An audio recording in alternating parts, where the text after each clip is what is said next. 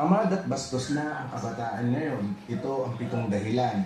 1. Mas inuuna ang cellphone kaysa makinig sa magulang. 2. Tamad kumilos at reklamador. 3. Hindi marunong tumanggap ng payo ng magulang.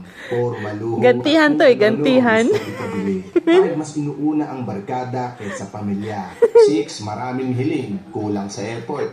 At number 7, walang respeto. Hindi nagagamit ang salitang po at opo.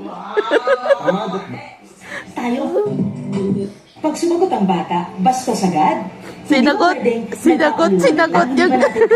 Makinig, lalo na kung ang bata maayos naman ang pananalita, hindi naman mataas ang boses, hindi naman bastos pag nagpapaliwanag. Ang iba kasi sa atin, hindi naman nila lahat talagang ayaw makinig. Pag nagpapaliwanag ng bata, sure na tayo, nagsisinungaling ka, hindi tama yan. May panghuhusga agad. Bakit ganon? Gusto ba natin respetuhin tayo at pakinggan tayo bilang magulang? Tayo ang unang-unang magpapakita nun at magpapakilala kung ano nga bang respeto sa mga anak natin. Pakinggan kasi natin, kahit na may doubt ka, shut up muna tayo. Huwag mong ikakat ang anak mo habang nasa gitna ng pag-e-explain niya. Kasi nahihinaan siya ng loob. Gusto na nga magsabi ng totoo, eto ka naman, may judgment ka agad.